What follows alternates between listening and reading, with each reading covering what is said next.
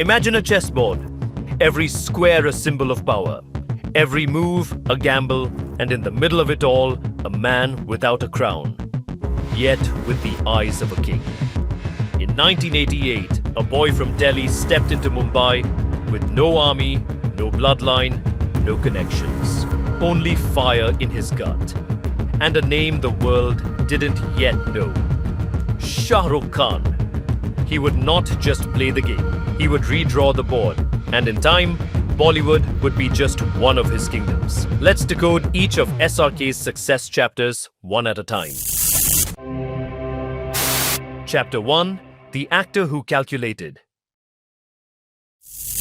They called him the Badshah, the king of Bollywood, but few noticed the chessboard in his mind. While others played for roles, he played for royalties. His salary from Fauji was 50 rupees. But when others were chasing stardom, he was reading contracts. Think of the film industry as a coliseum. Actors, gladiators, studios, emperors. Most entered with swords. SRK came in with spreadsheets. He watched how studios controlled distribution, how actors were often left begging for scraps. So early on, Shah Rukh began building a fortress, not with brick, but with equity. And in 2002, he laid the cornerstone, Red Chillies Entertainment. Chapter 2. Red Chillies, the studio that stole fire. Red Chillies was more than a production house. It was a declaration of war against middlemen. If Bollywood was Olympus, Red Chillies was SRK stealing fire from the gods. Most stars let studios control content. SRK built a studio that controlled post-production, VFX, OTT, and even marketing. His movie Ravan was panned by critics, but for Red Chillies, it was a masterclass in VFX scale. Over time, directors came not just for Shah Rukh the actor, but for the empire he owned behind the camera. Red Chillies' 2023 fiscal year revenue, 300 plus crore, 85 crore after tax. Their top VFX clientele, Krish 3, Brahmastra, Darlings, and Netflix India Originals. Chapter 3. Cricket and Conquest, the Knight Riders' Gamble. In 2008, India saw the rise of a new battlefield, the IPL. Cricket turned into capital. And while most celebrities flirted with teams, Shah Rukh bought one. Kolkata Knight Riders, $75 million, a laughable amount at the time. Where others saw stadiums, he saw kingdoms. He wasn't buying a team. He was buying loyalty, merchandise, cities. In 2008, KKR born. 2012, 2014, 2024, IPL champions. 2015, Trinbago Knight Riders. 2022, Abu Dhabi and LA Knight Riders. And 2028, planned 10,000-seat stadium in Los Angeles. Shah Rukh understood brand architecture better than most CEOs. Knight Riders became not just a team, but a global tribe. You cheered for KKR in Kolkata, you wore the logo in Trinidad, you bought the jersey in LA. Even during matches, he'd send voice notes to players, not as a boss, but as a brother. That's culture building.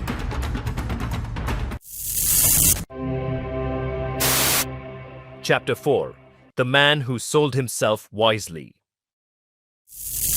SRK once said, "I sell dreams, and I dream bigger than anyone else." That wasn't just charm, it was strategy. By 2008, he was endorsing 39 brands. By 2024, he charged 150 to 250 crore per film, but often chose profit shares over paychecks. Pathaan alone earned him a 60% backend share. SRK doesn't rent his name. He leases his equity. While others leased their face for posters, he turned his face into a holding company.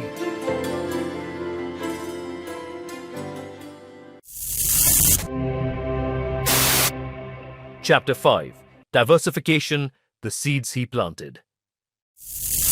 Empires don't collapse from outside attacks. They rot from lack of roots. SRK. He diversified before the storms ever came. In Kidzania, he owns 26%, a stake in India's biggest edutainment platform.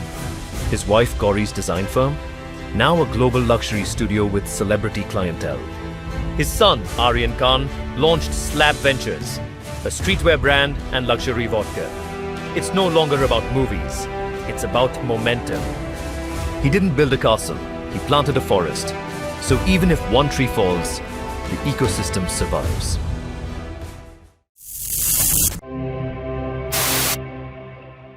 Chapter 6.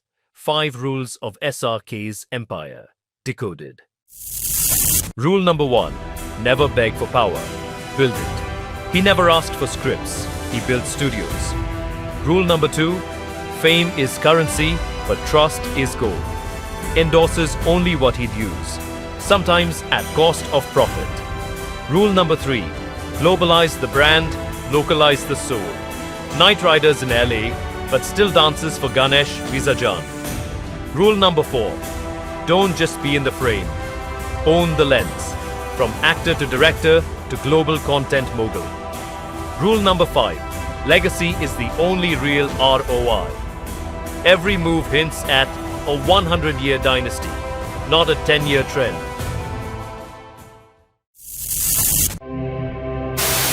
Chapter 7. The quiet project no one knows about. In 2024, quietly and without PR, SRK signed a silent partnership with a luxury hospitality group to curate cinematic-themed boutique villas across Rajasthan. Each villa theme, one iconic character, Raj, Dawn, Rais. No fanfare, just intention. When others announce their castles with trumpets, Shah Rukh prefers planting flags in silence.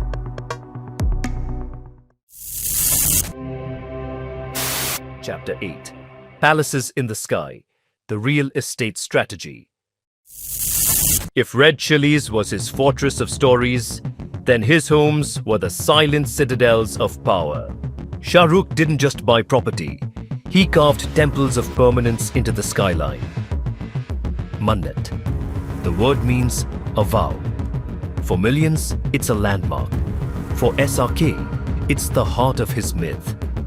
Bought in the early 2000s for around 13 crore. Today, Mannet is valued at over 200 crore. And it's not just a home, it's a pilgrimage site. But Mannet was just the beginning.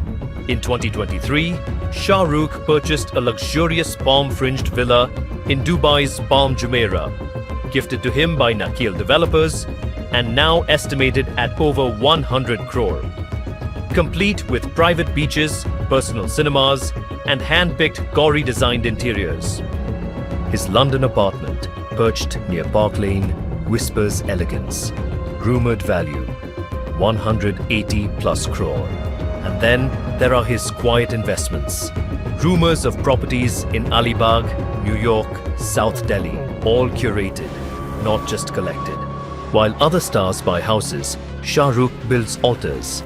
Every wall a memory, every brick a bookmark in his legacy. SRK's real estate assets: Mannet 200 plus crore, Palm Jumeirah 100 crore, London apartment 180 to 200 crore. Total estimated asset over 500 to 600 crore. He doesn't just build for luxury, he builds for immortality. When the curtain falls, his empire will still cast shadows on skylines. The king who kept reinventing. He wasn't born into a throne, he built it, piece by piece, film by film, risk by risk. And maybe one day, Shah Rukh will leave the screen for good. But his empire, it won't fade in the credits. Want to see how Ambani built an empire from oil to data? Or how Adani went from ports to politics? Subscribe, comment, and tell us who we decode next. This was the empire of Shah Rukh Khan. And now, you know the playbook.